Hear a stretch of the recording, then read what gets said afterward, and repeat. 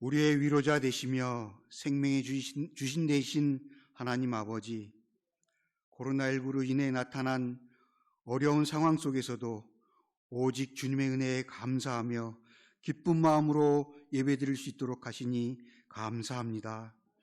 또한 우리를 주님의 자녀로 삼아주시고 소망 가운데 기쁨으로 살게 하시니 감사합니다. 우리의 일상에 함께 하셔서 고통과 슬픔의 눈물을 닦아주시고 어렵고 힘든 일들 속에서 주님을 의지하는 성도들에게 자비와 형통함을 허락하시니 감사합니다.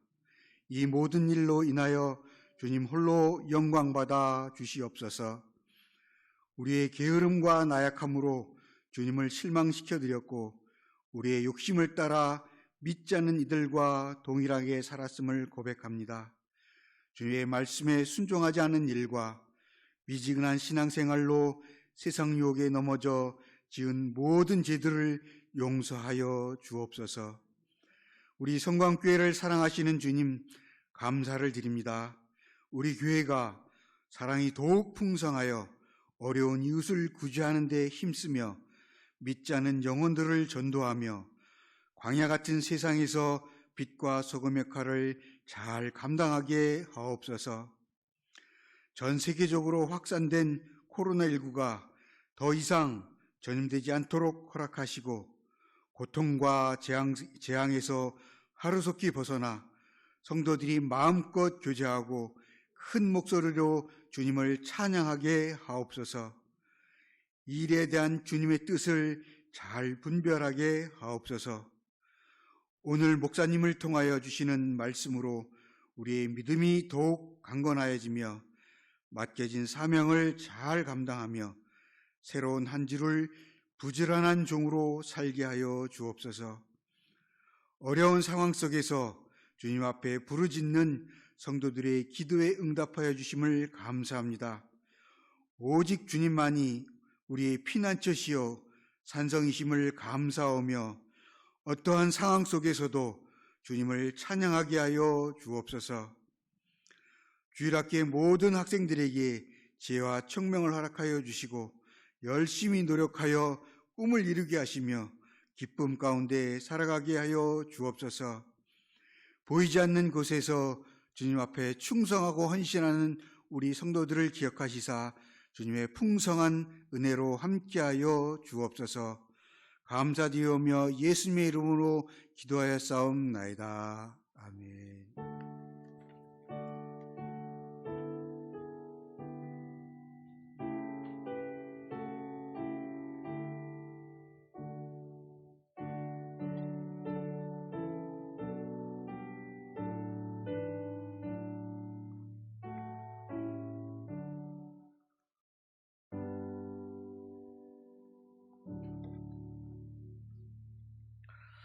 할렐루야, 주님의 이름으로 환영합니다. 교회 소식 함께 보도록 하겠습니다. 오늘 2부 예배 후에 임시당회로 모입니다. 우리 개업 소식이 있습니다. 우리 백승수 청년이 방역업체 크린 드림을 개업했습니다. 방역, 소독, 해충, 퇴치, 사업체나 가정집이나 한다고 하니까 여러분들도 이용하시고 또 소개하실 분들 소개해 주시면 감사하겠습니다. 코로나19 바이러스 확산 방지를 위해서 아래와 같이 협조해 주시면 감사하겠습니다. 예배당 출입과 예배 시 마스크를 꼭 착용해 주시고 발열, 기침, 유증상자는 방역 수칙 미준수자는 영상 예배로 드려주시길 바랍니다. 본당에서 거리를 두어 자리에 착석해 주시고 로비에 비치된 손소독제를 자주 이용해 주시기 바랍니다. 그리고 부서별 소모임을 자제해 주시기 바랍니다. 선한 우물 냉장고를 운영합니다. 옥상 정원을 이용하실 때 음료수나 아이스크림 등을 무료로 이용하실 수 있고 또 기부로 마음껏 하실 수 있습니다. 우리 마른 광야를 지나는 나그네에게 시원한 물을 제공하듯이 쉴물 얻을 수 있는 곳이 되도록 여러분들 다 같이 협조해서 운영해 주시기를 바랍니다. 오늘 우리에게 주시는 하나님의 말씀 열왕기하 9장 14절에서 26절까지 말씀입니다.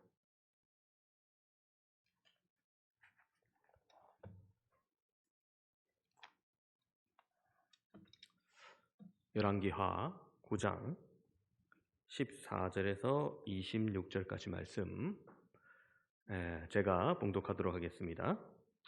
이에 님시의 손자 여호사밧의 아들 예후가 요람을 배반하였으니 곧 요람이 온 이스라엘과 더불어 아람 왕 하사엘과 맞서서 길라 라못을 지키다가 아람 왕 하사엘과 더불어 싸울 때 아람 사람에게 부상한 것을 치료하려 하여 이스라엘로 돌아왔던 때라.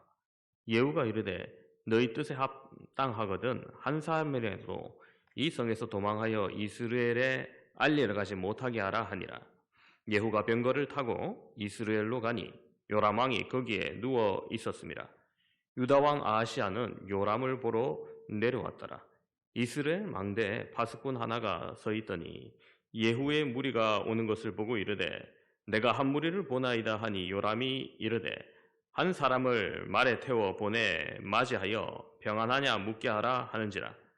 한 사람이 말을 타고 가서 만나 이르되 왕의 말씀이 평안하냐 하시더이다 하매 예후가 이르되 평안이 내게 상관이 있느냐 내 뒤로 물러나라 하니라. 파수꾼이 전하여 이르되 사자가 그들에게 갔으나 돌아오지 아니하나이다 하는지라.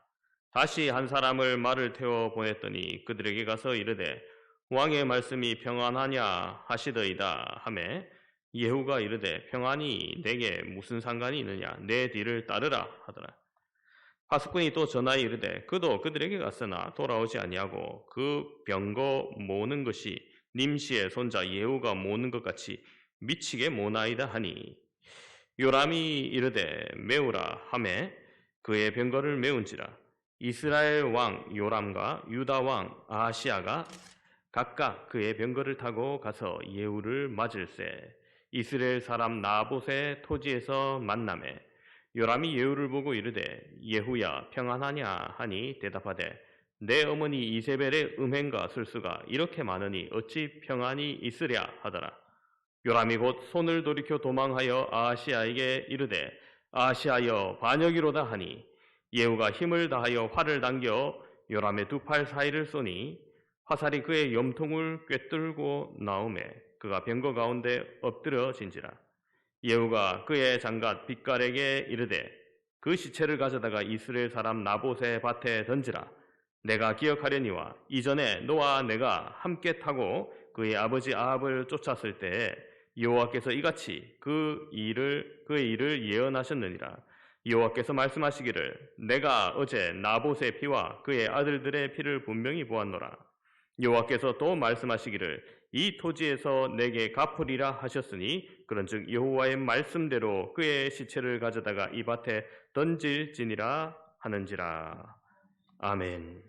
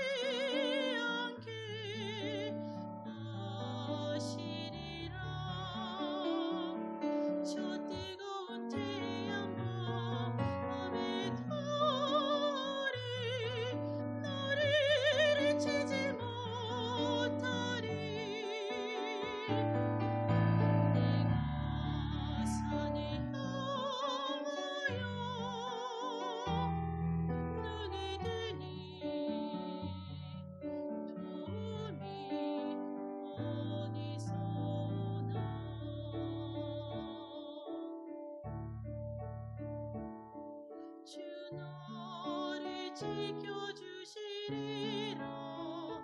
너의 모든 생을 주 너를 지켜주시리라. 너의 모든 생을 주는 너의 출입을 지금부터 영원까지 지키시리로다. 우리 주 여호와가 너를 넘어지지 않게 하시리라. 저 뜨거운 태양과 밤의 달이 너를 지지 못하리.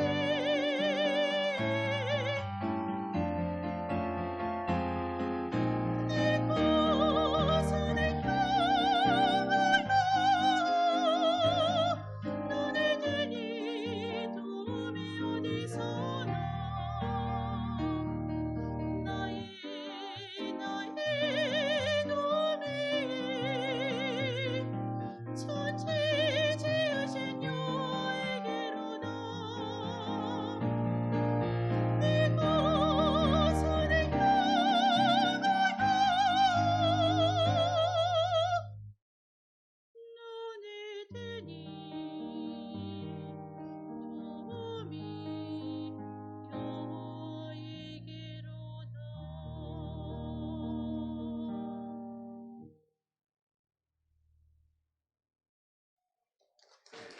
하나님께 영광의 박수 돌립니다. 요즘 부동산 정책에 대해서 참 말이 많습니다.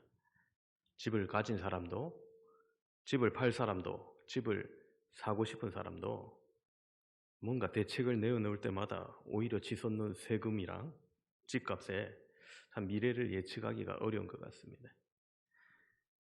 성서시대에도 부동산 거래가 존재했는데 이와 관련해서 매우 충격적인 사건이 있었습니다. 때는 오늘 본문보다 이전에 있었던 열왕기상 21장에 기록된 내용들입니다. 나봇이라는 사람이 이스라엘 평원에 포도원이 있었습니다. 그는 포도원을 참 잘 가꾸었던 것 같습니다. 포도가 풍성하고 그 포도밭이 아름답고 울창하도록 조경도 잘 되어 있었던 모양입니다. 하루는 북이스라엘의 아합 왕이 나봇을 찾아와서 말합니다. 열왕기상 21장 2절에 보면은 내 포도원이 내 왕궁 곁에 가까이 있으니 내게 주어 채소밭을 삼게 하라. 내가 그 대신에 그보다 더 아름다운 포도원을 내게 줄 것이요 만일 내가 좋게 여기면 그 값을 돈으로 내게 주리라. 자, 그러나 나봇은 내 조상의 유산을 왕에게 줄 수 없습니다라고 거절합니다. 팔지 않겠다면 단념하면 될 터인데 아합 왕은 너무나 가지고 싶었던 것 같아요. 집에 돌아와서 끙끙 앓고 식음을 전폐하고 눕습니다. 그 모습을 보고 있던 아합 왕의 아내 이세벨이 왜 그런지 연유를 묻고 나봇의 포도원이 가지고 싶어서 그렇다는 것을 알게 되자 아합 왕을 비웃으면서 좀 달랩니다. 왕이 지금 이스라엘 나라를 다스리는 거야. 나라를 다스린다는 사람이 겨우 그것 때문에 그러냐고. 일어나 식사를 하고 마음을 즐겁게 하소서. 내가 이스라엘 사람 나봇의 포도원을 왕께 드리리라. 자기가 해결하겠다는 거죠. 그거 걱정할 것도 아니고 고민하지 말고 일어나 밥 먹고 마음 놓아라는 겁니다. 그러고는 아주 못된 꾀를 냅니다. 나봇이 사는 성읍에 장로와 귀족들에게 미리 편지를 써서 보내고 없던 사실을 꾸미게 합니다. 불량자 2명을 포섭해서 나봇을 재판하는데 그 2명이 나봇에 대해서 증언하기를 나봇이 하나님과 왕을 저주하였다 이렇게 고발하게 하고 이 장로들과 귀족들은 나봇을 성읍 밖으로 끌고 나가 돌로 쳐 죽이는 사형을 선고하게 합니다. 그리고는 남편에게 왜 이리 올리나요? 그리고 남편에게 나봇이 돌에 맞아 죽으니 이제 가서 나봇의 포도원을 차지하라 말합니다. 기가 막히죠. 부동산 사기 정도가 아니라 사람을 모함해서 죽이고 그 기업을 통째로 빼앗은 겁니다. 그것도 한 나라의 위정자가. 하나님은 이 악한 일을 아십니다. 그리고 디셉 사람 엘리야 선지자를 통해서 말씀하십니다. 아합 왕을 만나 그를 향해 말하기를 내가 죽이고 또 빼앗느냐 말하면서 선언하기를 여호와의 말씀이 개들이 나봇의 피를 핥은 곳에서 개들이 내 피 곧 내 몸의 피도 핥으리라 선포하게 하십니다. 엘리야 선지자는 하나님의 명령대로 말하였고 이세벨에 대해서도 동일한 하나님의 말씀을 전했습니다. 이 말을 들은 아합, 여러분 어떻게 반응했을까요? 그의 반응이 열왕기상 21장 27절 이하에 보면 나타납니다. 보시면 아합이 이 모든 말씀을 들을 때 그의 옷을 찢고 굵은 배로 몸을 동이고 금식하고 굵은 배에 누우며 또 풀이 죽어 다니더라. 여호와의 말씀이 디셉 사람 엘리야에게 임하여 이르시되 아합이 내 앞에서 겸비함을 내가 보느냐? 그가 내 앞에서 겸비함으로 내가 재앙을 저의 시대에 내리지 아니하고 그의 아들 시대에야 그의 집에 재앙을 내리리라 하셨더라. 여러분 그래요. 천하의 악인 아합도 죽으리라 하니까 회개하는 모습이 나타납니다. 뭐 제대로 된 회개도 아니에요, 사실. 뭐 바알과 아세라 뭐 우상을 다 없애고 뭐 이런 것도 아니었어요. 그야말로 정말 회개의 모습이 나타나는 거예요. 굵은 배에 눕고 풀이 죽어 다니는 거예요. 그런데 하나님이 그 모습만 봐도 기뻐하시는 거예요. 그래도 좀 뉘우치는구나 하면서 긍휼을 베푸십니다. 그래서 그 예언이 자신에 대해 이루어지는 것이 아니라 그 아들에 대해 성취될 것이라고 말하는 거예요. 그러나 그의 아내 이세벨은 눈 하나 깜짝 안 합니다. 그리고 몇 년 후 아합은 전쟁 중에 날아온 화살로 자신의 병거에서 많은 피를 쏟고 귀환했지만 끝내 일어서지 못하고 죽습니다. 이 아합의 병기를 피 묻은 병기를 청소할 때 개들이 와서 그 피를 핥음으로 선포되었던 하나님의 예언이 절반이 실현되는 것이죠. 그리고 세월이 지났습니다. 오늘 본문의 시대에 이르러 아합 왕의 아들 요람 왕이 다스리고 아합의 아내였던 이세벨은 아직 살아 있어서 왕의 어머니로 이래 있습니다. 우리 조선 시대로 말하자면은 뭐 대왕 대비로 있는 것이죠. 세월이 지나고 아합도 죽고 예언했던 엘리야 선지자도 없어져서 그 모든 것이 잊혀진 듯 했지만 그러나 하나님 보시기에 악했던 사건 나봇의 포도밭은 하나님은 기억하고 계셨던 겁니다. 이제 하나님께서 말씀하신 때가 되었습니다. 오늘 말씀에 나타나는 하나님은 어떤 모습일까요? 첫 번째로 계획하시는 하나님이십니다. 아합과 이세벨은 나봇의 포도원 사건 이전에도 너무나 큰 죄악을 자행해 왔었습니다. 북이스라엘을 바알과 아세라를 섬기도록 하였고 여호와의 선지자를 핍박하였고 나라 전체를 자신만 우상 섬기는 것이 아니라 나라 전체를 우상 숭배하도록 타락시키는 데 결정적인 역할을 했습니다. 하나님께서는 엘리야를 통해서 권능을 보이셨습니다. 3년 6개월 동안 비가 내리지 않는 징계를 하게 하셨고 갈멜산에서 엘리야를 통해 바알과 아세라 선지자들을 모아놓고 영적 대결을 했습니다.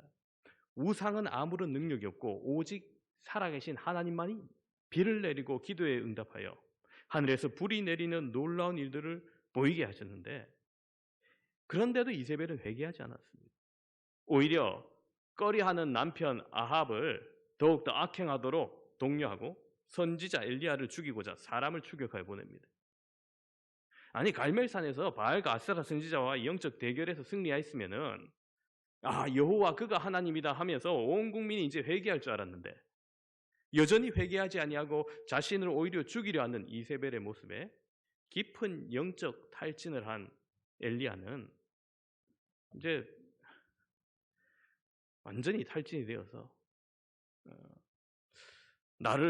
내 목숨을 죽여달라고 그렇게 기진해 있을 때 하나님은 그에게 떡과 물을 먹이시고 사명을 주시는데 그 말씀이 열왕기상 19장 15절 16절에 나타나 있습니다. 보시면 여호와께서 그에게 이르시되 너는 내 길을 돌이켜 광야를 통하여 다메섹에 가서 이르거든 하사엘에게 기름을 부어 아람 왕이 되게 하고 너는 또 님시 아들 예후에게 기름을 부어 이스라엘 왕이 되게 하고 또 아베물홀라 사밧의 아들 엘리사에게 기름을 부어 너를 대신하여 선지자가 되게 하라. 자, 세 가지 사명이죠. 다메섹에 가서 하사엘에게 기름 부어 아람 왕이 되게 하는 거. 그 다음에 님시 아들 예후에게 기름을 부어서 이스라엘 왕이 되게 하는 거. 그 다음에 사밧의 아들 엘리사에게 가서 선지자가 되게 하는 것. 엘리사에게 사명을 주신 하나님은 이 오므리 왕조를 심판하도록 준비할 이스라엘 왕이 될 예후를 그때부터 계획하신 거예요.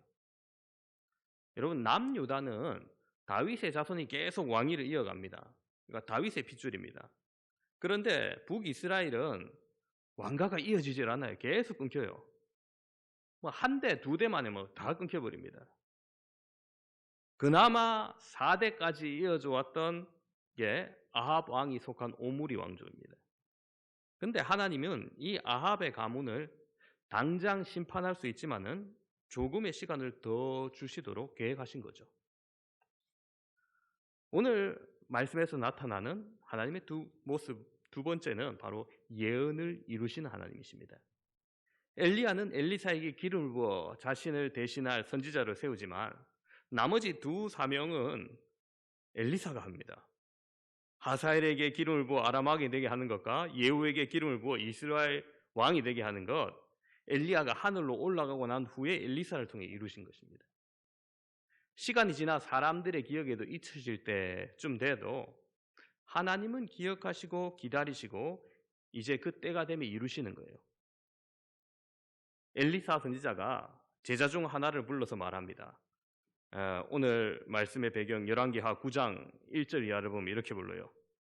자, 너는 허리를 동이고 이 기름병을 손에 가지고 길라 라모스로 가라. 거기에 이르거든 님시의 손자 여호사밧의 아들 예후를 찾아 들어가서 그의 형제 중에서 일어나게 하고 그를 데리고 골방으로 들어가 기름병을 가지고 그의 머리에 부으며 이르기를 여호와의 말씀이 내가 내게 기름을 부어 이스라엘 왕으로 삼노라 하였느니라 하고 곧 문을 열고 도망하되 지체하지 말라 이렇게 말합니다. 그래서 얼른 도망하라는 거죠. 기름 붓고.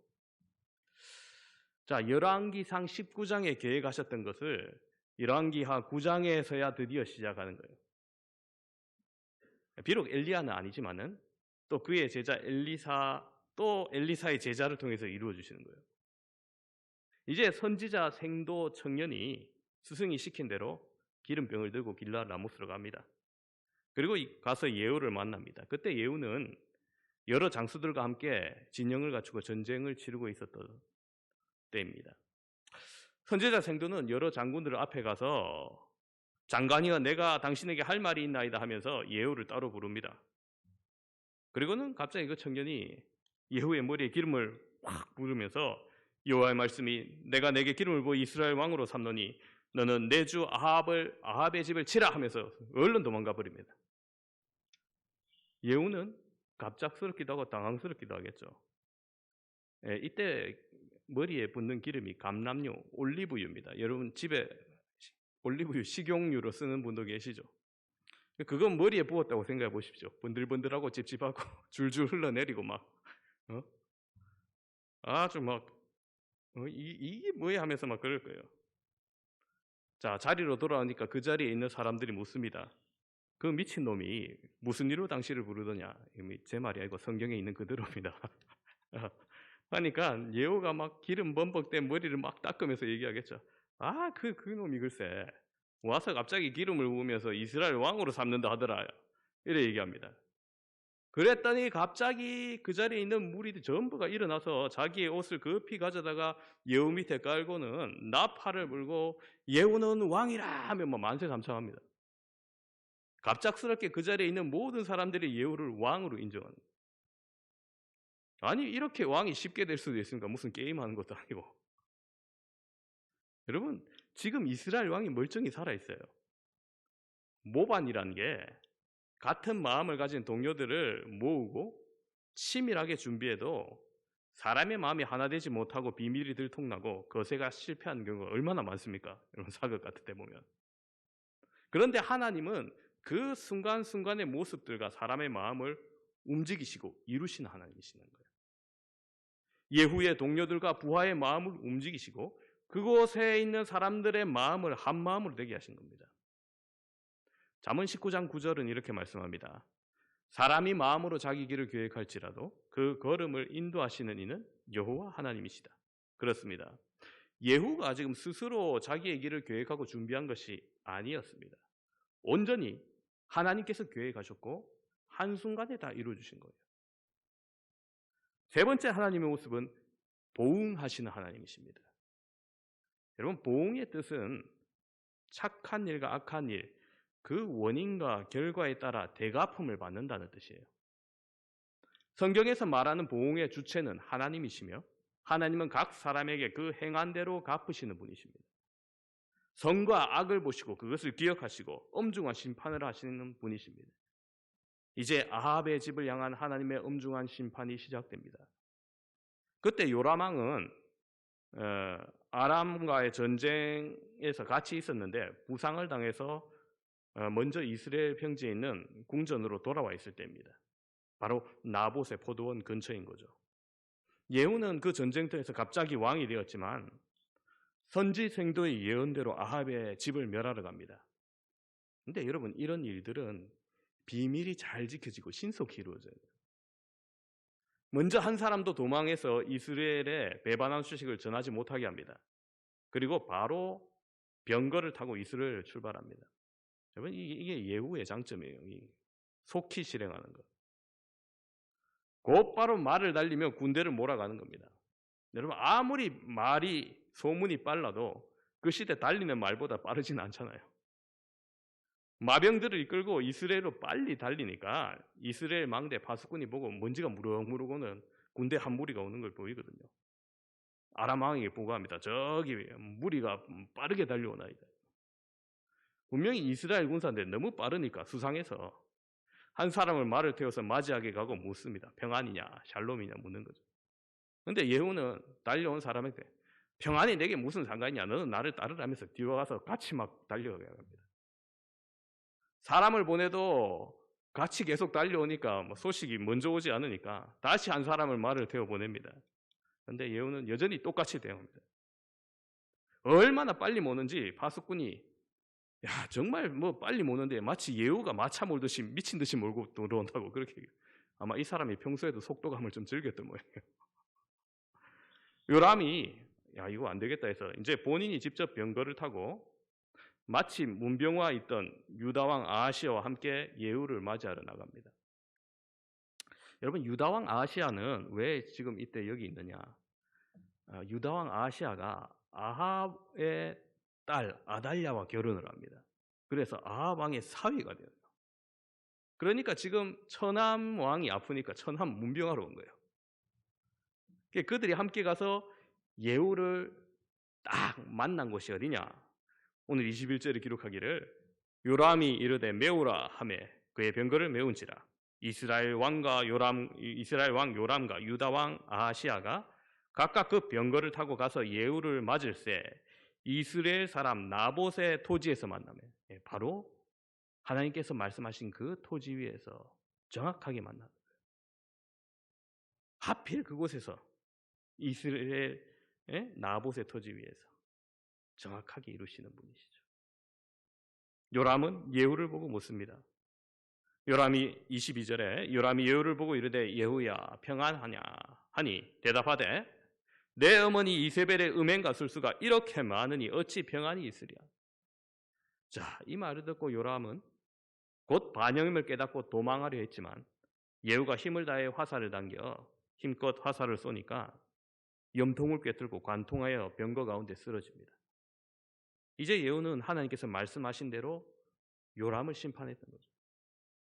25절에 예후가 그의 장관 빗갈에게 이르되 그 시체를 가져다가 이스라엘 사람 나봇의 밭에 던지라. 내가 기억하려니와 이전에 너와 내가 함께 타고 그의 아버지 아합을 쫓았을 때 여호와께서 이같이 그의 일을 예언하셨느니라. 여호와께서 말씀하시기를 내가 어제 나봇의 피와 그의 아들들의 피를 분명히 보았노라. 여호와께서 또 말씀하시기를 이 토지에서 내게 갚으리라 하셨으니 그런즉 여호와의 말씀대로 그의 시체를 가져다가 이 밭에 던질지니라 하는지라. 아멘. 그렇습니다. 여러분, 이 모든 게 나봇의 피와 그의 아들들의 억울한 죽음을 하나님께서 분명히 보시고 기억하시고 갚으셨다는 것입니다. 우리가 읽은 본문은 여기까지지만 시간 관계상 여기까지만 읽었고 사건의 결말은 9장 마지막까지 다 이어집니다. 이제 예후는 도망하던 유다왕 아합의 사위 아하시야를 무기토까지 추적해가지고 결국에는 죽이고 다시 이스라엘로 돌아옵니다. 그런데 돌아오니까 여러분, 이 이세벨이라는 여자가 그 모든 소식을 듣고 도망도 안 가고요. 이 왕비로서 테라스에 앉아서 너도의 머리하고 있는 거예요. 올린 머리하고 있고 창가에 앉아서 눈썹거리고 있어요. 그리고 창밖을 바라보고 예후가 들어온 것을 보니까 주인을 죽인 너 시므리여 샬롬 하면서 막 이러는 거예요. 이 여자가 얼마나 독한지. 지금 자기 아들이 죽었잖아요. 반역이 성공해서 자기도 언제 죽을지 모르는데 이렇게 차갑게 앉아 있는 거예요. 자, 여러분, 이게 어떤 마음인 것 같아요? 무슨 마음인 것 같아요? 사람에게는 세 가지 자아가 있습니다. 공적인 자아, 개인적인 자아, 비밀의 자아. 세 얼굴을 가지고 살아가죠. 이세벨은 공적인 자아의 왕비로서의 삶이 포기가 안 되는 거예요. 지금 이 반역이 일어났으면 도망해서 숨어 지내야 됩니다. 그죠? 살려면은. 근데 초라한 행색과 그런 초라한 식사를 하면서 살든지 아니면 자기 나라로 돌아가서 몰약한 왕녀로 살아가도 되는데 그게 안 된다는 거예요. 포기가 안 되는 겁니다. 여기 있으면 죽는 것 아는데 공적인 자아로 죽겠다는 겁니다. 거의 자살이나 마찬가지인 거죠. 예후가 그 창가를 향하여서 내 편이 될 자 누구냐 외칩니다. 그러니까 넷이 두어 명이 이를 쳐다보거든요. 그를 내던지라 하니까 냅다 이세벨을 밀어서 떨어뜨려 죽입니다. 추락사죠. 예후는 그 시체를 밟습니다. 그리고 들어가서 먹고 마시다가 이게 그래도 다른 나라 공주였는데 페니키아 왕 에빨의 딸인데 이것도 시체 수습도 안 하고 있다고 괜히 외교적 문제가 일어날까 싶어서 부하들에게 그는 왕의 딸이라면서 시체를 수습해서 묻어주라고 하니까 가보니까 벌써 개들이 다 먹었어요. 그 사이에 개들이 와서 이세벨의 시체를 먹고 겨우 남은 게 두개골 조각 조금이라 손과 발만 남은 거예요. 사건의 결말을 나레이터가 알리듯이 예후가 독백을 합니다. 36절 37절을 보니까 예후가 이르되 이는 여호와께서 그 종 디셋 사람 엘리야를 통하여 말씀하신 바라. 이르시기를 이스라엘 토지에서 개들이 이세벨의 살을 먹을지라. 그 시체가 이스라엘 토지에서 거름같이 밭에 있으리니 이것이 이세벨이라 가리켜 말하지 못하게 되리라 하셨느니라. 그렇습니다. 이 시신을 이세벨이라고 알아보지 못하게 될 것이라는 거죠. 하나님은 결코 이세벨의 악행에 침묵하지 않으셨습니다. 예후를 통해서 아합의 집안을 숙청하셨습니다. 비록 사인은 난간에서 떨어져 죽은 추락사지만 그녀의 시체는 엘리야의 예언대로 개들이 먹었던 거예요. 여러분, 이세벨의 시체를 왜 개가 뜯어먹었을까요? 그렇게 예언을 해서 아닙니까? 그게 아니고 왜 그렇게 그럼 예언을 했냐는 거예요. 여러분, 성경에 등장하는 개는 오늘날 우리가 현대인들이 키우는 애완용 개의 이미지가 아니에요. 우리나라도 개를 키우는데 오래전부터 개를 키워왔지만은 요 근래의 짧은 시간 동안 굉장히 많은 변화를 가져왔죠. 제가 어릴 적만 해도 개를 키우는 목적이 잔반처리, 마당 있는 집에서 도둑 잡는 거 하는데 그건 별 큰 효과를 기대하는 게 아니고, 그죠? 먹던 밥 된장 국물을 조금 말아가지고 뭐 팍팍 말아가 주면은 개가 막 미친 듯이 먹어져. 요즘은 그래 주면은 개도 안 먹습니다, 그죠? 요즘 기본적으로 막 사료 전용 사료가 있고 평생 마당에 묶여 살았는데 요즘 하루에 한 번 이상은 막 산책을 주인들이 시키죠. 아, 소형개의 경우는 제 머리 자르는데 이발비 10,000원인데 개 들고 와서 머리 깎이면은 이제 단위가 달라지죠. 이게 누가 개인지 누가 사람인지 모르겠어요. 예, 아무튼 예, 개의 위상이 과거와 너무나 달라졌습니다. 그런데 성서 시대에는 개 하면 딱 두 가지 이미지밖에 없어요. 하나는 야생개, 들개고요. 다른 하나는 목동이랑 같이 양을 지키는 양치기개. 이 두 가지밖에 없는 거예요. 뭐 모르겠습니다. 왕족은 뭐 애완용개를 키웠을지는 모르겠지만은 일반적으로 볼 때는 예, 이 두 가지밖에 없는 거예요. 그리고 고대 근동 지방의 개는 그래서 뭐 가축이라기보다는 야생의 이미지가 더 많은 거죠. 그리고 지금보다 음식물이 절대 부족한 시대에서 음식물 쓰레기도 별로 없으니까 성 밖에 쓰레기 더미에 몰려다니며 닥치는 대로 먹어치우는 탐욕적인 동물이었습니다. 특히 썩은 고기와 시체들을 먹어치우는 하이에나 같은 존재인 거죠. 이스라엘 백성들이 율법에 사람이든 동물이든 죽은 시체의 접촉을 금지했습니다. 그래서 출애굽기 22장 31절을 보면은 너희는 내가 거룩한 사람이 될지니 내게 거룩한 사람이 될지니 들에서 짐승에게 찢긴 동물의 고기를 먹지 말고 그것을 개에게 던질지니라. 즉 개는 생태계에서 시체를 처리하는 청소부의 이미지였다는 겁니다. 야생을 배회하는 들개, 여러분 지금도 시골에서 막 산에서 들개 떼를 만나면은 어이구 두렵잖아요. 공포의 대상이죠, 주민들에게. 그래서 성서 시대에는 이 개는 부정적인 이미지로 무리를 지어서 돌아다니는 닥친 대로 먹어치우는 탐욕의 상징이기도 했습니다. 이사야 56장 11절은 이렇게 표현해요. 이 개들은 탐욕이 심하여 족한 줄을 알지 못하는 자들이요 그들은 몰직한 목자들이라 뭐 이렇게 표현해요. 그런데 성서시대 유대인들은 죽은 다음에 시체를 장사 지내는 것을 매우 중요하게 여겼습니다. 그래서 조상의 묘실에 드는 것, 후손들이 매년 그곳에서 고인들의 죽음을 기념하는 것을 마땅한 의무로 여겼습니다. 이런 그들의 관습을 이해하면은 사람이 죽은 후에 그 시신이 제대로 매장되지 못하고 개들의 뜯겨 먹도록 방치된다는 것, 이것은 인간이 당할 수 있는 최고의 모욕이자 수치를 상징하는 것이기 때문에 이런 죽음을 예언한 거예요. 이세벨은 나봇의 포도원을 빼앗은 죄뿐만 아니라 이스라엘 백성을 격동시켜서 바알과 아세라 우상에 빠지게 한 죄의 대가를 개들에게 시체가 뜯어먹히는 최고의 모욕을 당하게 하실 것입니다. 오늘 우리는 이 아합의 집에 임한 심판을 함께 보았습니다.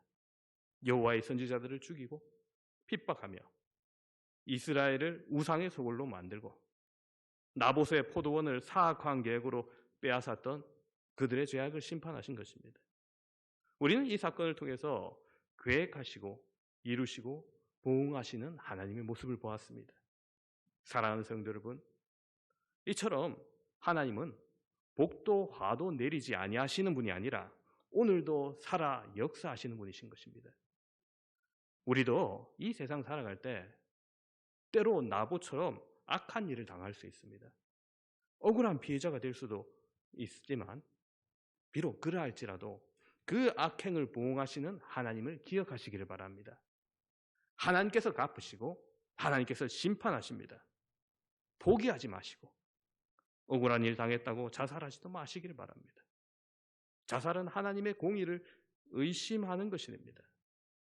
반대로 악을 행한 자도 심판이 두렵다고 자살하면 안 됩니다. 자살을 통해 해결할 수 있는 죄는 없습니다.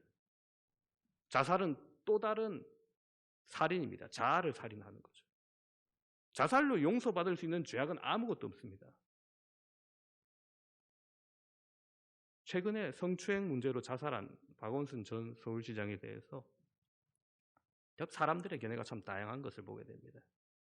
그러나 여러분, 우리 그리스도인은 뭐 이쪽 진영이다 저쪽 진영이다 여기에 의해서 견해가 달라지면 안 됩니다. 그리스도인의 기준은 성경입니다. 그죠? 이 정치적 입장에 의해서 기준이 왔다 갔다 해서는 안 돼요. 성경은 그럼 자살을 무시하고 말합니까? 자살은 생명의 주권자이신 하나님의 주권을 침해하는 것이다 말합니다. 자살은 불순종이고 불신앙입니다. 여러분, 가룟 유다, 자살한 사람의 대표적인 사람 누구냐 하면 가룟 유다가 확 떠오르죠. 가룟 유다가 예수님을 판 이후 양심의 가책을 느껴서 괴로워서 자살했습니다. 그럼 그의 죄가 사해졌습니까? 아니죠. 차라리 나지 아니할 뻔은 좋을 뻔하였도다라고 예수님은 말씀하십니다. 자살로 그 죄를 책임지는 것이라면 예수님이 그래 말씀하지 않았겠죠. 이제 그가 죽음으로 자기 죄를 덮었으니 그 죄가 사해졌느니라 뭐 이런 말씀 안 하셨어요. 자살은 책임지는 것이 아니라 도피입니다. 오히려 자살은 자신이 회개할 기회를 놓치게 되는, 회개할 기회마저, 돌이킬 기회마저 없게 만드는 것이죠. 잘못에 대한 것은 분명한 사과와 그에 따른 정당한 처벌을 받고 돌이켜 회개해야 됩니다. 십자가를 지고 우리 죄를 담당하신 예수님께 나아오는 것만이 유일한 죄의 해결 방법입니다. 선악을 기억하시고 보응하시는 권세 있는 하나님께 나아가심으로 나를 온전히 드리는 것이 죄에 대한 해결인 겁니다. 오늘 함께 예배를 드리는 사랑하는 성도 여러분, 나봇의 억울한 피, 시간이 지나도 기억하시고 갚으시는 공의의 하나님을 우리는 함께 보았습니다. 우리가 믿는 하나님은 한 치의 오차도 없이 이런 약속에 신실하신 하나님이신 것입니다. 하나님은 변함없이 우리를 구원하시려고 계획하시고 때를 따라 이루시고 보응하시는데, 내가 조급해하고 내가 의심하고 내가 두려워하고 내가 견디지 못해서 괴로워하고 있지는 않습니까? 하나님을 더욱더 신뢰하심으로 잠잠히 주님을 바라보시길 바랍니다. 더욱 주님 의지하시며 겸손히 주님 앞에 나아가는 저와 여러분 되시기를 주님의 이름으로 축원합니다. 기도하겠습니다. 주님 은혜를 감사합니다. 오늘날 우리에게 많은 일들이 일어나지만 그 모든 것을 주관하시고 이루시며 보응하시는 분 오직 하나님 한 분뿐임을 우리가 기억하기를 소망합니다. 오늘 말씀 속에 나봇이 억울한 일을 당하였지만 그것을 기억하시는 하나님, 우리의 나약함 또한 귀를 기울여 주실 것을 믿습니다. 더욱더 주님께 기도하는 백성이 되게 해주시고 이 자리가 더 많은 기도의 자리가 넘칠 수 있도록 은혜 베풀어 주시옵소서. 세월이 지나고 예언자가 사라졌어도 하나님은 한치의 오차도 없이 이루심을 바라보며 주님의 높고 위대하심을 더욱더 믿어 인내할 수 있는 우리가 되도록 인도하여 주시옵소서. 비록 악인일지라도 회개하는 자를 기뻐하시고 긍휼을 베푸셨던 주님을 바라보면서 우리의 죄악을 온전히 주님께 나와 회개하도록 은혜를 내려 주시옵소서. 감사를 드리며 우리 구주 예수 그리스도 이름으로 기도드립니다. 아멘. 찬송가 369장 찬양하시면서 준비하신 헌금 드리겠습니다.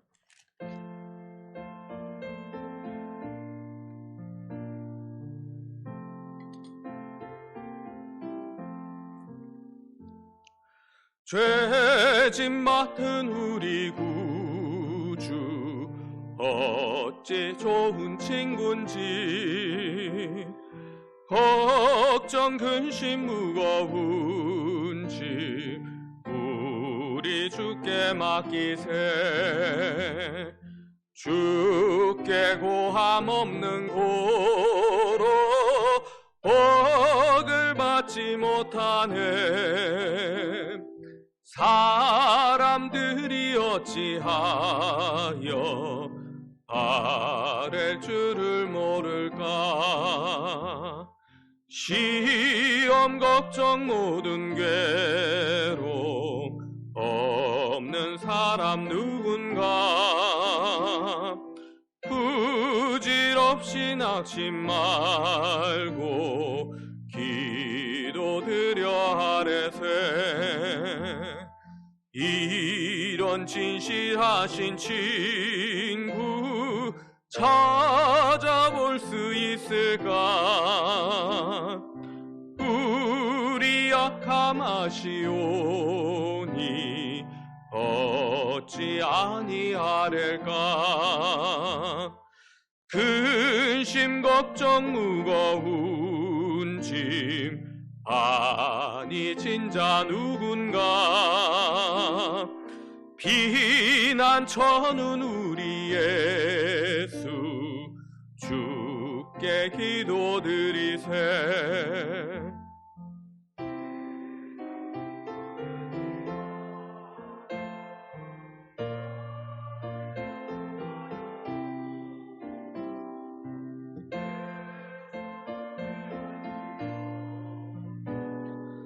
참된 위로 받겠네. 아멘. 기도합니다. 우리의 모든 것을 주관하시고 선악간에 보응하시는 하나님 아버지, 오늘 이 시간 주님께 나와 예배드리며 예물드린 이 모든 손길 기억하여 주시기를 간절히 소망합니다. 우리의 연약함을 아시는 주님께서 나의 기도의 간구의 소리를 들으심을 더욱더 인식하며 아버지 하나님, 이 드린 손길들마다 가정에 온전한 기도와 온전한 예배가 있게 하여 주시고 주님께서 보응하심으로 더욱더 하나님만 바라보고 믿고 의지하고 나아가는 귀한 가정 될 수 있도록 은총 베풀어 주시옵소서. 이 예물이 쓰이는 곳에 더욱더 하나님의 이름이 높아지게 하여 주시며 여호와 하나님을 경외하는 자들이 늘어나갈 수 있도록 은총 베풀어 주시옵소서. 우리 구주 예수 그리스도의 이름으로 기도드립니다. 아멘. 우리 모두 함께 일어나서 주 품에 찬양하겠습니다.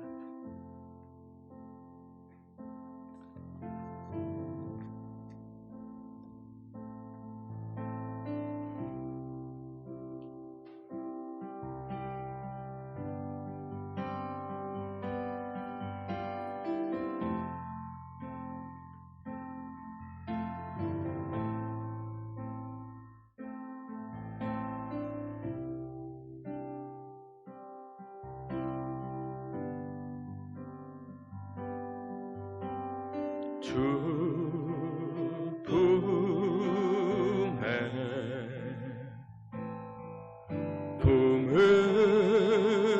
품으소서. 능력에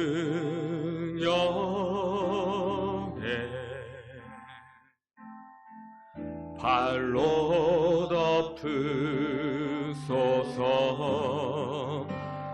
거친 파도 날 향해 와도 주와 함께 날아오르리.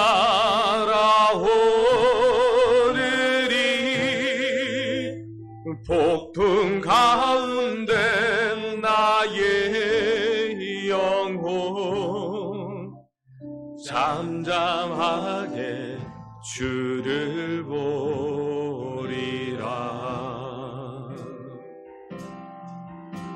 주님 안에 나 거하리.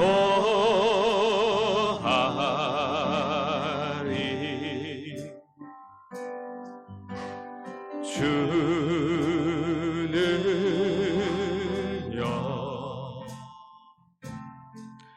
나 잠잠히 믿네. 거친 파도 날 향해 와도 주와 함께 날아오르리.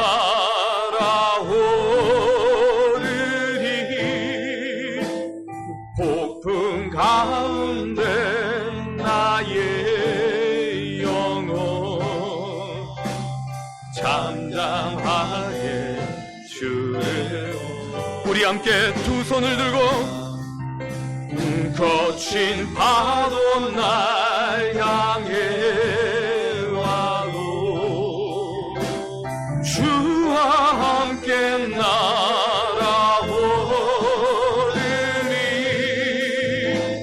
폭풍 가운데 나의 영혼 잠잠하게 주를 버리라.